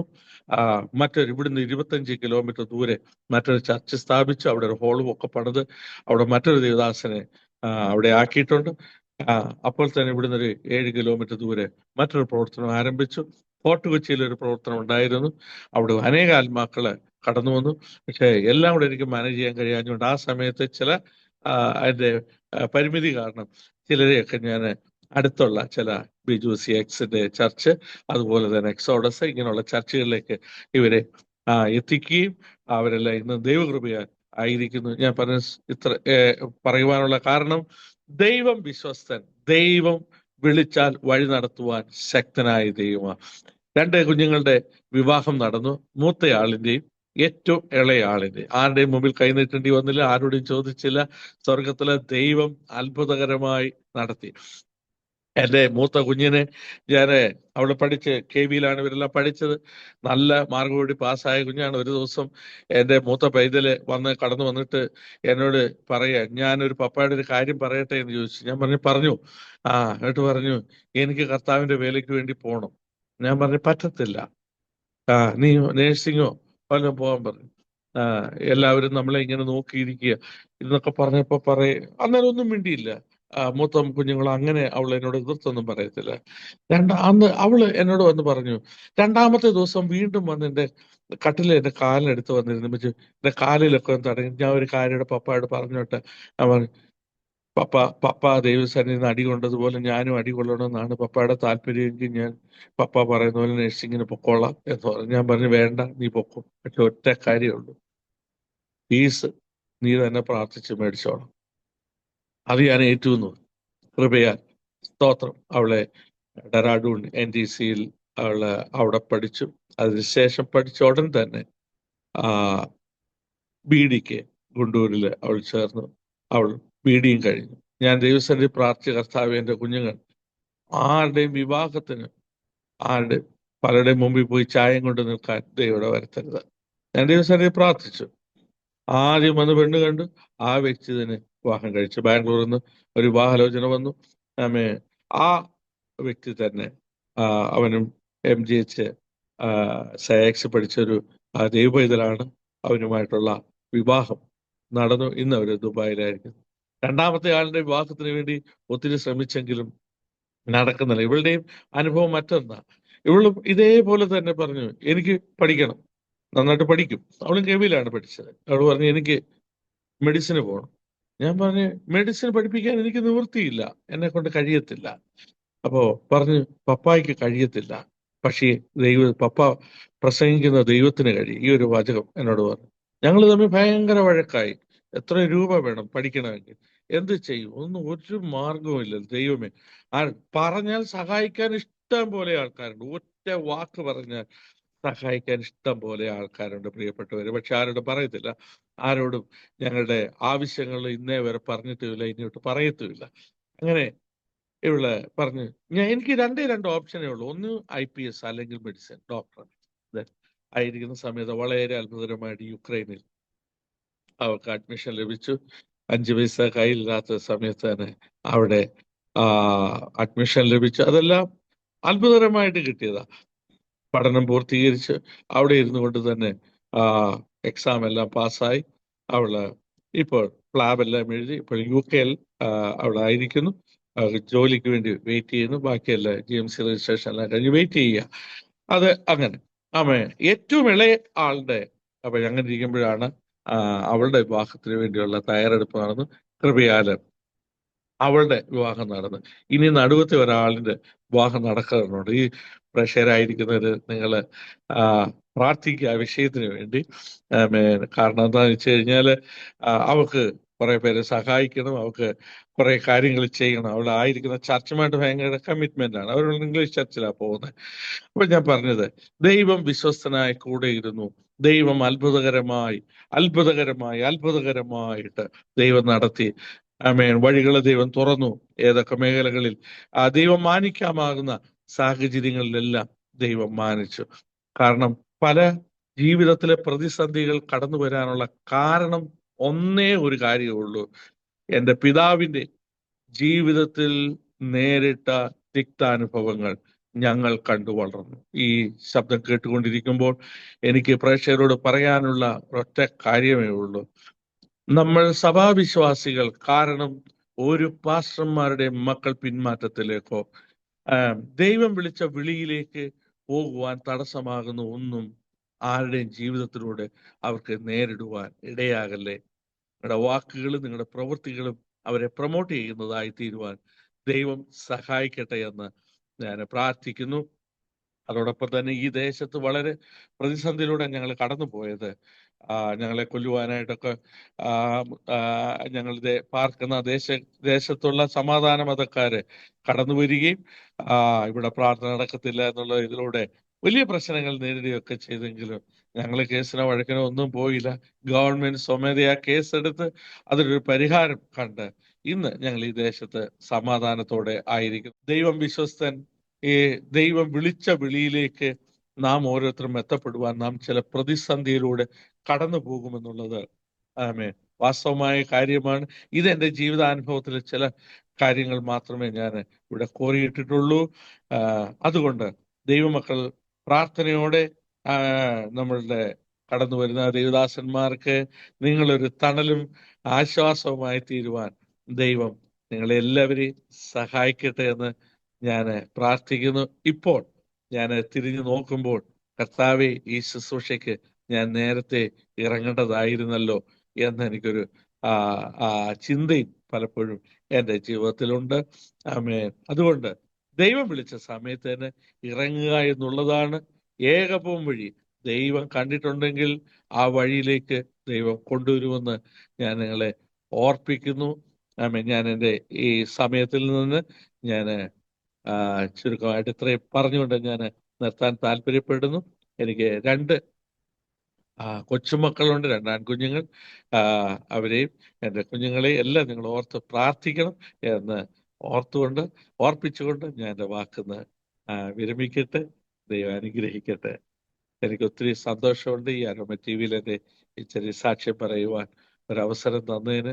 അതോടൊപ്പം തന്നെ ഈ സഭയിലെ ഈ ഞങ്ങളുടെ ചർച്ചിൽ വിവിധ മതസ്ഥരെ പ്രാർത്ഥിക്കുന്നുണ്ട്. അവരെല്ലാം ഓർക്കുക. പ്രതിസന്ധിയിലൂടെ കടന്നു വരുന്ന ഒരുപാട് പേരുണ്ട്. പ്രാർത്ഥിപ്പാനായിട്ട് അപേക്ഷിച്ചുകൊണ്ട് ഞാൻ എൻ്റെ വാക്കിൽ നിന്ന് വിരമിക്കട്ടെ. നമുക്ക് നമ്മുടെ കണ്ണുകളെ ദൈവസന്നിധിയിൽ അടയ്ക്കാം. ഒരു നിമിഷം നമുക്ക് പ്രാർത്ഥിക്കാം. വാഴ്ത്തപ്പെട്ട സ്വർഗീയ നല്ല പിതാവേ, ഈ അരോമ ടി വിയിലൂടെ കർത്താവേ, അടിയന് ചെറിയ സാക്ഷ്യം പങ്കുവയ്ക്കുവാൻ ദൈവം ഒരുക്കിയ അവസരത്തിനായി സ്തോത്രം. പല വേദനാഘട്ടങ്ങളിലൂടെ കടന്നുപോയ അനുഭവങ്ങൾ അടിയന്റെ ജീവിതത്തിലുണ്ട്. എന്നാൽ അതിന്റെ നടുവിലും അവിടുത്തെ കരം ഞങ്ങളെ പിടിച്ചു നടത്തുന്നു എന്ന് ജീവിതാനുഭവത്തിലൂടെ അനുഭവിച്ചത് കർത്താവെ പ്രസ്താവിപ്പാൻ ഇടയായി. ഇത് അനേകർക്ക് ആശ്വാസവും വിടുതലുമായി തീരട്ടെ. ഞങ്ങൾ പാർക്കുന്ന ദേശത്ത്, ഞങ്ങളുടെ സഭയിൽ ഞങ്ങളൊരു അനുഗ്രഹമായി തീരട്ടെ. ദൈവസഭയ്ക്കും ദൈവദാസന്മാർക്കും ഞങ്ങൾ ഓരോരുത്തരും അനുഗ്രഹമായി തീരട്ടെ. കർത്താവെ, ഈ ചാനലിനെ ഞങ്ങൾ അനുഗ്രഹിച്ച് പ്രാർത്ഥിക്കുന്നു. ഇങ്ങനെ അവസരം ഭൃത്തിനോട് ഞങ്ങൾക്ക് ലഭിച്ച കൃപയ്ക്കായി സ്തോത്രം. പ്രാർത്ഥന കേട്ടതിനാൽ നന്ദി പറയുന്നു. എല്ലാ പ്രേക്ഷകരെയും ദൈവം അനുഗ്രഹിക്കും. പ്രാർത്ഥന കേട്ടതിനാൽ നന്ദി പറയുന്നു, യേശു ക്രിസ്തുവിൻ നാമത്തിൽ തന്നെ. ആമേൻ. താങ്ക് യു കർത്താവിന്റെ വിലപ്പെട്ട ദാസ് പാസ്റ്റർ ജോൺസൺ ജോർജ് അവറുകൾ.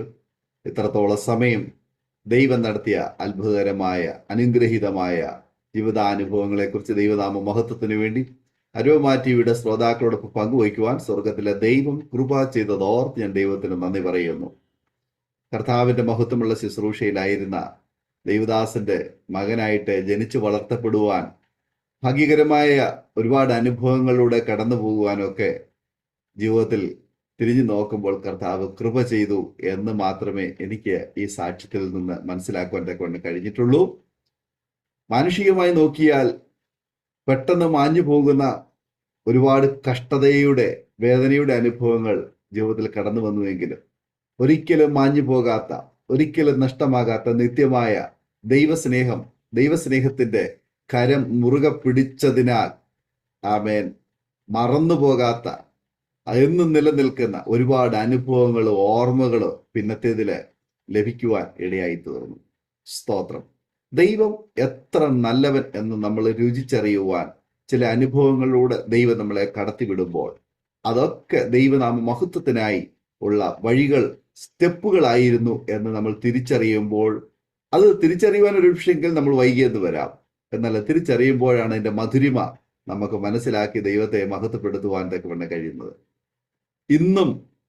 ഇന്നത്രത്തോളം ഇല്ല എങ്കിലും കുറച്ച് കാലങ്ങൾക്ക് മുൻപ് ദൈവദാസന്മാരും ദൈവദാസന്മാരുടെ കുഞ്ഞുങ്ങളും അവര് ജനിച്ചു വളർത്തപ്പെട്ട പാഴ്സനേജ് ചുറ്റുപാടും അവർക്ക് വലിയ ഒരു വേദനാജനകമായ ഒരുപാട് അനുഭവങ്ങളിലൂടെ കടന്നുപോയ സാഹചര്യങ്ങൾ ഉണ്ടായിട്ടുണ്ട്. ഏറ്റവും കൂടുതൽ അവര് നിന്ദിക്കപ്പെട്ടിട്ടുള്ളത്, ഏറ്റവും കൂടുതൽ ഒറ്റപ്പെടലുകൾ അനുഭവപ്പെട്ടിട്ടുള്ളത് പാഴ്സനേജിലെ സാഹചര്യങ്ങളാണ്. ഒരുപാട് കഷ്ടതയുടെ അനുഭവങ്ങളിലൂടെ കടന്നു പോകുന്ന മാതാപിതാക്കന്മാരുടെ കണ്ണുനീരും അവരുടെ വേദനയും അവരുടേതായ പരിമിതികളിലും വളർന്നു വന്ന ഒരു തലമുറ. എന്നാൽ ഇന്ന് ദൈവം ആ തലമുറകളെ ദൈവനാമ മഹത്വത്തിന് വേണ്ടി ദൈവം എത്രത്തോളം ആദരിക്കാമോ ദൈവം ആ നിലയിലൊക്കെ അങ്ങനെയുള്ള തലമുറകളെ ഇന്ന് ആദരിച്ചു കൊണ്ടിരിക്കുക ഞാൻ കണ്ടുകൊണ്ടിരിക്കുന്നു. സ്തോത്രം. എന്നാൽ ആ കുഞ്ഞുങ്ങൾ കടന്നുപോയ കഷ്ടതയുടെ അനുഭവങ്ങൾ എന്തുകൊണ്ട് അങ്ങനെയൊക്കെ സംഭവിച്ചു? ഒരുപക്ഷെങ്കിൽ വിശ്വാസികൾക്ക് അവരുടെ മക്കളെ ശാസിക്കുന്നതിന് പകരം അവർക്ക് ശാസിക്കുവാനും ശിക്ഷിക്കുവാനും ഉപദേശിക്കുവാനും കിട്ടുന്ന ഒരേ ഒരു ഇടമാണ് പാസ്റ്ററുടെ മക്കൾ. പാസ്റ്ററുടെ മക്കളെ ആകുമ്പം ആരും ചോദിക്കാനും പറയാനും ഇല്ലല്ലോ, എന്തു പറയാം എന്നുള്ള ഒരു ചിന്ത കൊണ്ടായിരിക്കാം അവരെ കണ്ണുരുട്ടി കാണിക്കുകയും അവരെ പിച്ചുകയും അവരെ ശാസിക്കുകയും അവരെക്കുറിച്ച് 10 പേരോട് പലതും പറയുകയും ഒക്കെ ചെയ്യുന്നത് അതൊരു ഹോബിയായി, ഒരു ട്രെൻഡായി മാറിയതുപോലെ എനിക്ക് തോന്നിയിട്ടുണ്ട്. എന്നാൽ അതൊക്കെ പിന്നത്തേതിൽ അനുഗ്രഹമായി മാറിയ സാഹചര്യങ്ങളാണ് ഉണ്ടായിട്ടുള്ളത്. എനിവേ, സാരമില്ല, ദൈവദാസന് അവിടെ നിന്നൊക്കെ പുറത്തു വരാൻ കർത്താവ് സഹായിച്ചല്ലോ. എന്തായാലും അതൊക്കെ ദൈവത്തിന്റെ ഒരു പദ്ധതിയായിരുന്നു. ആ ഒരു സാഹചര്യം തന്നെ ഇനി ആവർത്തിക്കേണ്ട എന്നുള്ള ചിന്ത കൊണ്ടായിരിക്കാം ഒരുപക്ഷെങ്കില് കർത്താവിന്റെ വേലയൊന്നും എനിക്ക് ചെയ്യുന്നതിനേക്കാൾ ഉപരിയായി എൻ്റെ മാതാപിതാക്കന്മാരെ, അവരെ സംരക്ഷിക്കുവാൻ, അവരെ ചികിത്സിക്കുവാൻ, അവർക്ക് വേണ്ടുന്ന കെയർ കൊടുക്കുവാൻ വേണ്ടിയിട്ട് അവരെ നല്ല നിലയിൽ സംരക്ഷിക്കുന്നതിന് വേണ്ടിയിട്ട് ഒരു ജോലിയാണ് ആഗ്രഹിച്ചത്. അങ്ങനെ ആ ജോലി ലഭിച്ചു. അപ്പോൾ തന്നെ ദൈവാലോചന ഉണ്ടായിരുന്നു. പോകുന്ന ജോലി സ്ഥിരപ്പെടുകയില്ല, തിരിച്ച് കർത്താവിന്റെ വേലയ്ക്ക് ചുമല കൊടുക്കേണ്ടതായി വരും എന്ന് ആലോചനയുണ്ട്. എന്നാൽ അതിനേക്കാൾ ഉപരിയായി ആ സാഹചര്യങ്ങൾ നമ്മളെ നിർബന്ധിക്കുകയും അങ്ങനെ ജോലിക്കാരനായി, ഒരു പട്ടാളക്കാരനായിട്ട് തീരുകയും ചെയ്തു. പക്ഷെ ഈ പട്ടാളത്തിൽ പോയ അത്രയും സാഹചര്യങ്ങളിൽ ഒരുപാട് ജീവിത അനുഭവങ്ങളിലൂടെ കടന്നു പോയെങ്കിൽ അക്കാര്യം ഒന്നും ദേവദാസനോട് സൂചിപ്പിച്ചില്ല. ചികിത്സാ സംബന്ധമായുള്ള പല സാഹചര്യങ്ങളാണ് പറഞ്ഞിട്ടുള്ളത് എന്ന് മനസ്സിലാക്കാൻ കഴിയുന്നു. പല സന്ദർഭങ്ങളിൽ നേരിട്ടതായ പ്രത്യാഘാതങ്ങൾ ജീവിതത്തെ വല്ലാതെ വിഷമസന്ധിയിലൂടെ കടത്തിവിട്ടു.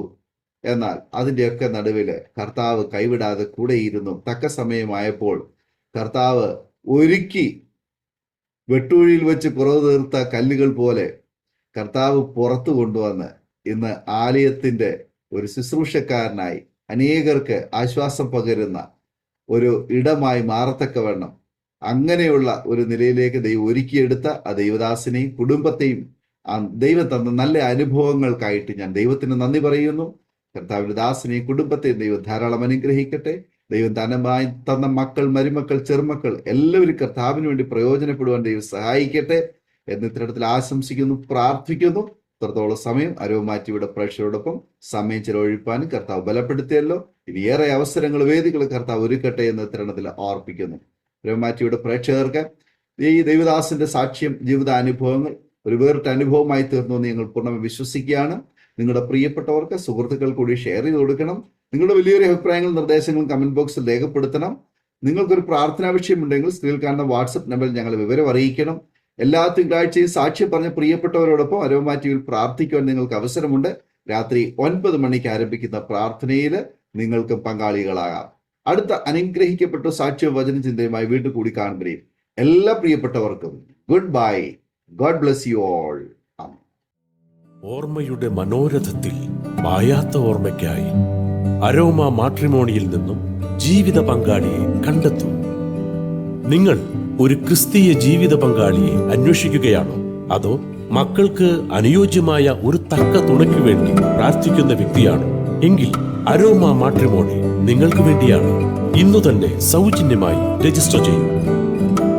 അരോമ മാട്രിമോണിയുടെ പ്രത്യേകതകൾ: രജിസ്ട്രേഷൻ തികച്ചും സൗജന്യം. ലോകത്തെവിടെയുമുള്ള അനുയോജ്യമായ ക്രിസ്തീയ ജീവിത പങ്കാളിയെ തിരഞ്ഞെടുക്കാം. വിവാഹം നടക്കുന്നതുവരെ സർവീസ് ലഭിക്കുന്നു. ഏറ്റവും ചെറിയ പാക്കേജുകളും തിരഞ്ഞെടുക്കാം. അരോമ മാട്രിമോണി നിങ്ങൾക്കായി ഒരുക്കുന്നു വിവാഹം പരമാനന്ദം. Email aroma matrimony2020@gmail.com